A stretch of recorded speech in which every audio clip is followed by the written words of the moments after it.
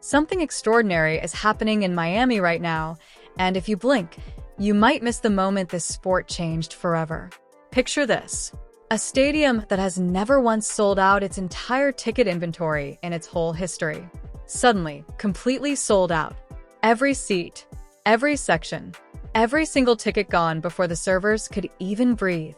The box office didn't slow down. It didn't glitch. It crashed. Completely buckled under the weight of millions of people hammering refresh at the exact same moment. And here's the thing that makes this story so wild, so genuinely difficult to wrap your head around. The person responsible for all of this isn't ranked number one. She's not the defending champion. She's not a Grand Slam winner with a decade of titles behind her. She's a 20-year-old left-hander from Quezon City in the Philippines. Her name is Alex, and as of Monday, March 16th, she climbed to a career-high world number 29.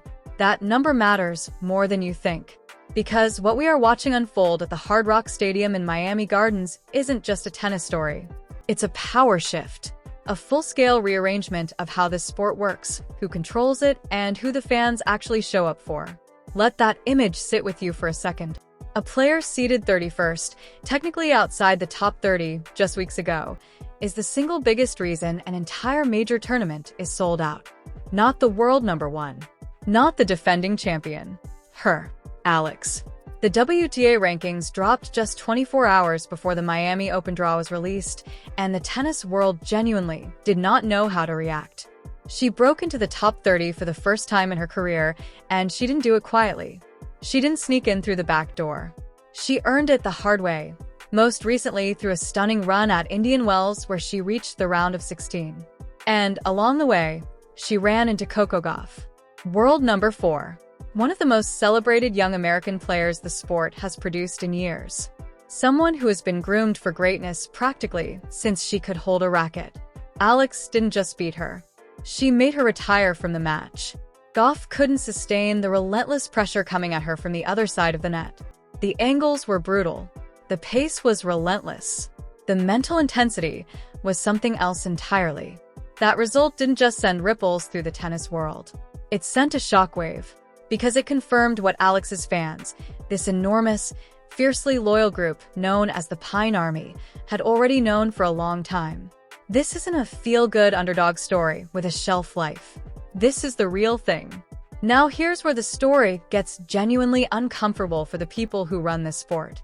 The secondary ticket market for Alex's matches has gone completely stratospheric. We're talking about resale prices that would make you do a double take. And at the same time, courts featuring top 10 players are sitting half empty. Read that again, and let it land. Top 10 players. Half empty stadiums. A 31st seed with lines of fans stretching over 100 meters through the concourses just to get a glimpse. The tournament directors were not prepared for this. They didn't build their security plans around her. They didn't design their marketing strategy with her at the center. They expected the usual hierarchy to hold. The big names at the top, the familiar faces drawing the biggest crowds, the established order maintaining itself the way it always had.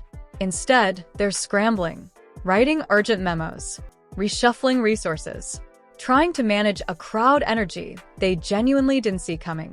And the Pine Army, backed by the passion of over 110 million Filipinos, has essentially turned the Hard Rock Stadium into Philippine home soil on American ground.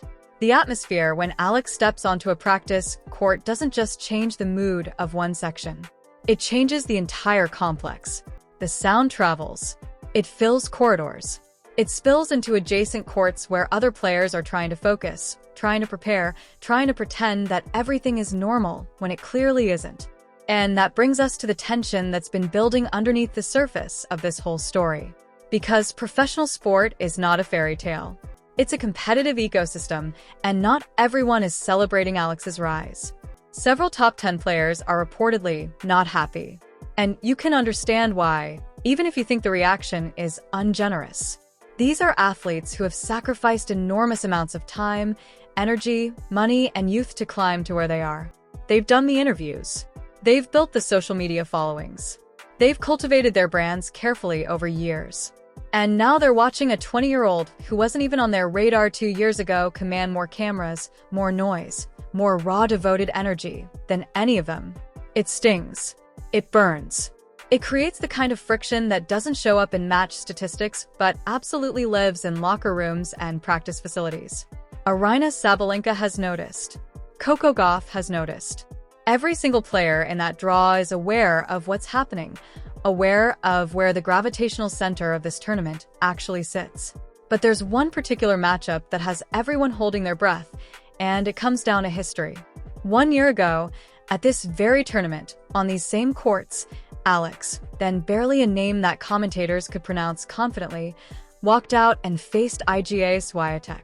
At that point, Swiatek was world number 2, multiple Grand Slam champion, the dominant force in women's tennis, and had been for years. Alex dismantled her in straight sets. And I don't mean she edged her out in a tight contest.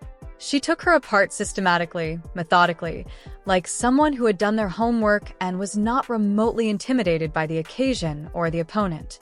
That loss has not left Swiatek. It follows her. She has reportedly been working with specific focus on countering Alex's angles, studying footage, building patterns designed precisely to neutralize the things Alex does better than almost anyone on tour. The rematch is potentially right there in the 3rd round, and both camps are treating it like a final rather than an early round encounter. There are whispers in the corners of this tournament, and I want to be honest about the fact that whispers aren't confirmed facts, but they're worth acknowledging. Some veterans are quietly hoping that the weight of expectations becomes too much for Alex. They're tracking the math. She defended 390 ranking points from her semi-final run here last year.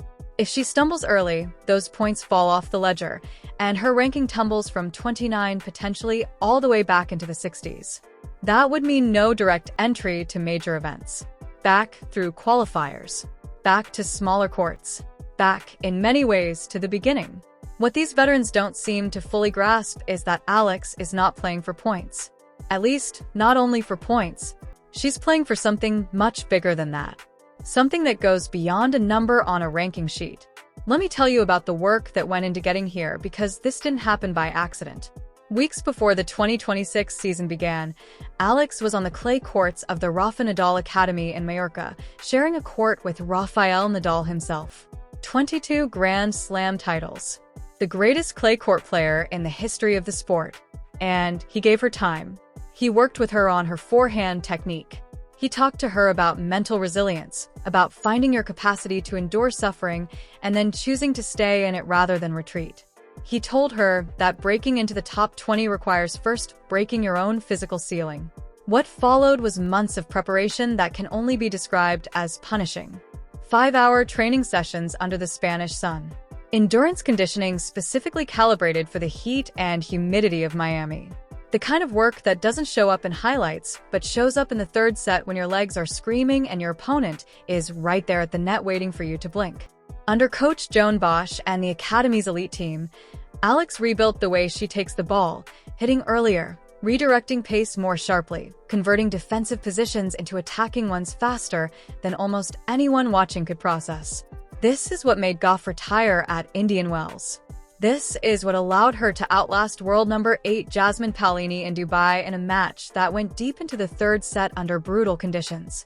Her physical conditioning is being described by people inside the sport as the most complete outside the top 10. While other players are complaining about the heavy air in Miami, about the slow courts and the oppressive heat, Alex is precisely calibrated for this environment. She trained for it. She built herself for it.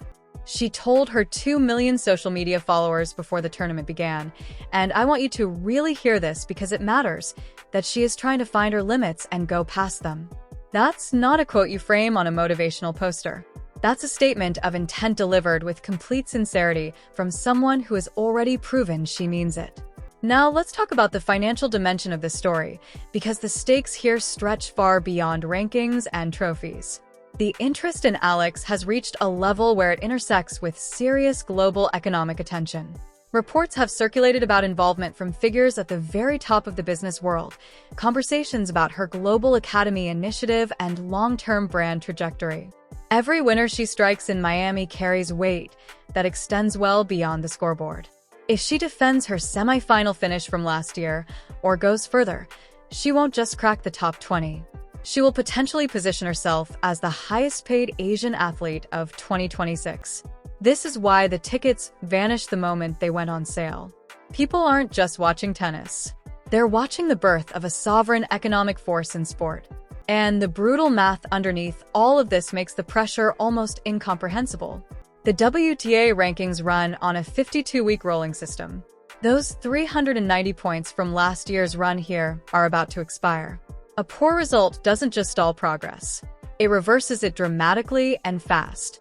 She enters with a first round bye thanks to her seeded status, which gets her 10 points and a guaranteed place in the round of 64. But from that point forward, nothing is easy. She faces the winner of a match between Laura Siegemund and Petra Martic, both veterans, both experienced enough to play the role of spoiler with confidence and composure, both fully aware that ending the Eala run early would be a landmark moment in their own careers. Stack it all together, and the pressure becomes staggering. 110 million people watching from the Philippines, and the Filipino diaspora spread around the world. 390 ranking points expiring in real time. A potential rematch with a player she beat on this exact surface. A billionaire-level financial future that becomes more tangible with every round she advances. And through all of it, when someone asked Alex about the pressure, she said something that tells you everything you need to know about who she is and why she's different. Pressure is a privilege. 3 words. And the way she said them wasn't rehearsed or performative. It was just true for her, in the way that certain things are simply true for people who have figured something out that others haven't yet. The establishment can't rattle her because she genuinely isn't afraid to lose. She understands that she's already won something more fundamental than a ranking point. She's won the devotion of an entire people who have waited a very long time for someone like her. The Pine Army is in Miami. They are loud, and they are everywhere, and they're not going home. The stadium is sold out. The locker room is crackling with tension that has been building for weeks. The veterans are watching the draw and watching Alex and trying to calculate how to navigate a tournament where the usual rules don't seem to apply in the usual ways. And standing at the absolute center of all of it is a 20-year-old from Quezon City who spent years being underestimated, overlooked, and quietly dismissed by the people who thought they knew how this sport worked and who it belonged to. They called it hype. They said it would pass. They waited for the next big thing to come along and take the spotlight away. But they forgot what 110 million people never forgot for a single moment. They forgot that Alex has already beaten the player everyone considered untouchable on these exact courts. They forgot that she spent months being broken down and rebuilt at one of the most elite training facilities in the world under the guidance of a man who knows more about winning than almost anyone alive. They forgot that she trained specifically for Miami. That she built her body for these courts, this heat, this moment. The tickets are gone. The sport is watching. And Alex is about to walk out under those lights and remind everyone one more time exactly why this is her moment and exactly why nobody in that draw should feel comfortable tonight.